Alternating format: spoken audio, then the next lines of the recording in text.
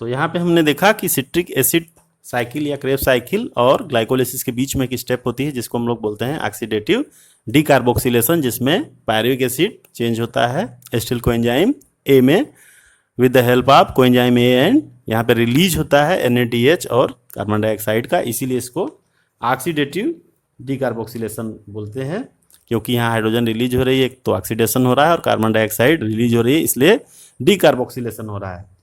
इसके बाद अब जब एसिटिल कोएंजाइम ए एंटर करता है सिट्रिक एसिड साइकिल में, या इसको TCA साइकिल भी बोलते हैं, ट्राई कार्बोक्सिलिक एसिड साइकिल या क्रेब्स साइकिल, तीनों नाम हैं इसके। तो इसमें होता क्या है कि acetyl coenzyme group acetyl coenzyme A enter करता है क्रेब्स साइकिल में और अटैच होता है ऑक्सैलो एसिटिक एसिड से। तो इस एसिटिल कोएंजाइम ए का एसिटिल ग्रुप जो है वो कंडेंस होता है ऑक्सैलो एसिटिक एसिड के साथ। इसका आपका ये जो कोएंजाइम ए है इसका एसिटिल ग्रुप जो है वो, ये एसिटिल कोएंजाइम है तो इसका ये जो एसिटिल ग्रुप है ये ऑक्सैलो एसिटिक एसिड के साथ कंडेंस होता है और फॉर्मेशन करता है सिट्रिक एसिड का, और सिट्रिक एसिड का फॉर्मेशन होता है। तो ये क्या है, यहाँ पे ये 4 कार्बन कंपाउंड है, इधर से जो एसिटिल कोएंजाइम आ रहा है ये 2 कार्बन कंपाउंड है। तो टोटल जो फॉर्मेशन अब यहाँ पे हो रहा है वो 6 कार्बन कंपाउंड का हो रहा है। और यहाँ पे एंजाइम जो यूज होगा उसका नाम है सिट्रेट सिंथेटेज। नाम से ही क्लियर है, सिट्रिक एसिड का फॉर्मेशन हो रहा है और सिंथेसिस हो रही है, इसीलिए इसका नाम हो गया सिट्रेट सिंथेटेज। यहाँ पे एक वाटर का मॉलिक्यूल भी एंट्री करता है। तो इस तरह से एसिटिल कोएंजाइम ए और ऑक्सैलो एसिटिक एसिड कंडेंस होकर के फॉर्मेशन करते हैं सिट्रिक एसिड का।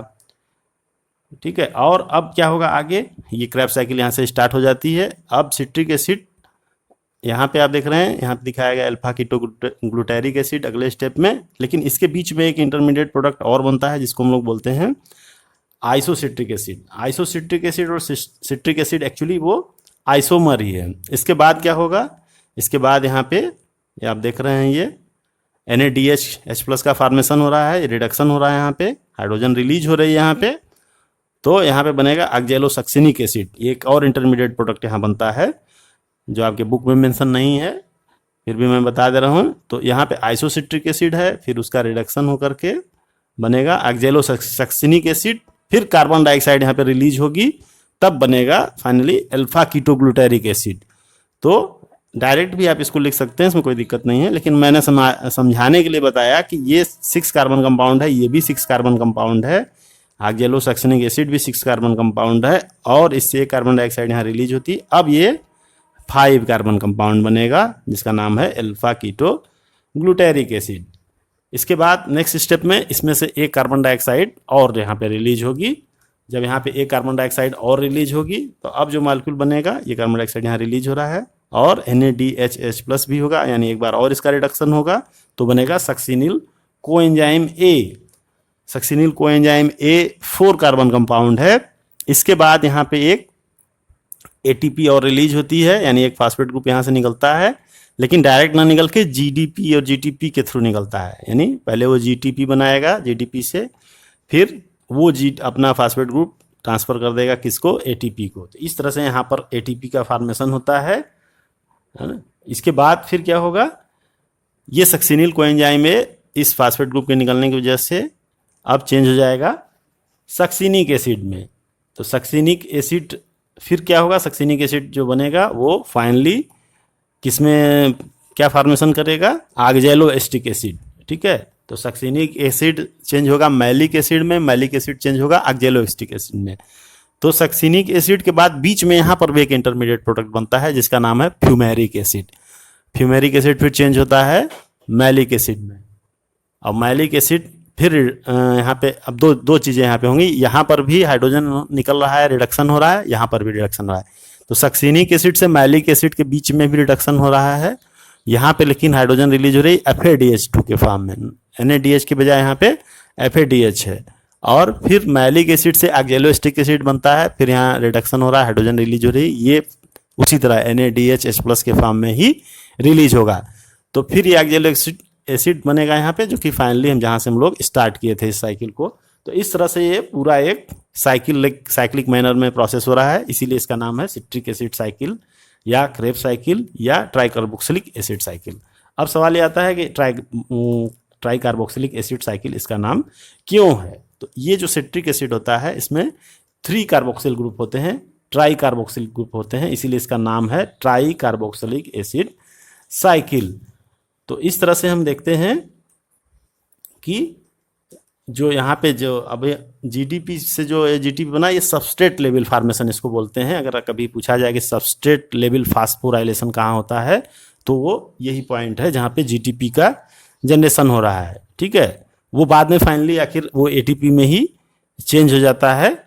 तो यहाँ तो इस तरह से हम देखते हैं कि NADH का फॉर्मेशन कितनी जगह पे हुआ, 1 2 3 एंड 4 है ना।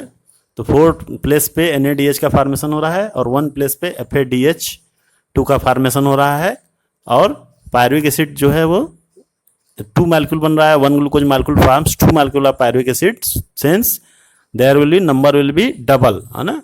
तो NADH2 and FADH2 number will be doubled here. So 1 pyruvic acid और एसिटिल कोएंजाइम के बीच में NADH+ बन रहा है, सेकेंड जो है सिट्रिक एसिड अल्फा कीटोग्लूटारिक, और थर्ड जो है आपका alpha ketoglutaric and succinyl coenzyme के बीच में, और फोर्थ जो है आपका मैलिक एसिड एंड एक्जेलोएस्टिक एसिड के बीच में FADH यहाँ पे बन रहा है। तो इस तरह से 1 2 3 एंड 4 प्लेसेस। लेकिन ये क्या होगा, 4 NADH+ तो बन रहा है, लेकिन ये चूंकि डबल मॉलिक्यूल है इसलिए ये 8 हो जाएगा यहाँ पे, और इसका नंबर कितना हो जाएगा, 2 हो जाएगा। यहाँ पे एक जगह ATP का भी फॉर्मेशन हो रहा है ये, तो ये चूंकि डबल होगा, एक अगर ग्लूकोज मॉलिक्यूल बात करें तो यहाँ पे ये भी डबल हो जाएगा, तो 2 ATP होगा। तो टोटल रिएक्शन क्या होगा, अब हम इसको देखते हैं। तो टोटल रिएक्शन में आप यहाँ देख रहे हैं, हम एक सिंगल मॉलिक्यूल को पायरुविक एसिड को लेकर चलें, तो pyruvic acid plus NADH 4 NADH plus 4 है ना, या पूरा यहाँ से स्टार्ट करिए, 4 है यहाँ पे, 4 NADH plus FAD plus 2H2O plus 8DP plus PI। तो क्या फॉर्मेशन होगा, 3 कार्बन डाइऑक्साइड 4 NADH H+, ये एक ही में है H+H+ बोलिए, या H2 कह सकते हैं, NADH2 भी कह सकते हैं इसको, और FADH2 प्लस ATP। तो ये सिंगल मॉलिक्यूल पायरुविक एसिड के लिए है। अब इसी को हम 2 से मल्टीप्लाई कर सकते हैं, तो total reaction will be multiplied by 2 है ना। यहाँ पे हम बाहर इसको 2 से मल्टीप्लाई कर देंगे टोटल रिएक्शन को, ये डबल मॉलिक्यूल बनता है एक्चुअली। तो अगर सिंगल ग्लूकोज मॉलिक्यूल की बात होगी तो ये पूरा रिएक्शन डबल हो जाएगा। ठीक है, तो यहाँ 4 NADH+ के बजाय 8 हो जाएगा, यहाँ 1 के बजाय 2 FADH2, यहाँ 3 CO2 के बजाय 6 CO2 होगा, और यहाँ 1 ATP के बजाय 2 ATP होगा। तो इस तरह से ये पूरा क्रेब्स साइकिल के बारे में डिस्क्रिप्शन था। और इसमें एक खास बात ये है कि इस पूरे रिएक्शन में, या इससे पहले जितने भी रिएक्शन हुए, ग्लाइकोलिसिस या ऑक्सीडेटिव डीकार्बोक्सिलेशन जो फेज था, उसमें कहीं भी ऑक्सीजन अटैच नहीं हुई अभी तक, जबकि ये एरोबिक रेस्पिरेशन है, इसके बावजूद अभी तक ऑक्सीजन का कोई रोल इसमें नहीं हुआ है। अब जो अगला स्टेप हम लोग पढ़ेंगे उसमें ऑक्सीजन का रोल होगा। तो इस तरह से ये थ्रू आउट रिएक्शन हो गया पूरा इस क्रेब्स साइकिल, या कह सकते हैं एरोबिक रेस्पिरेशन की जो प्रोसेस थी। इसके पहले जो हम लोगों ने पढ़ा था वो था ग्लाइकोलिसिस के बारे में, या एनाएरोबिक प्रोसेस थी।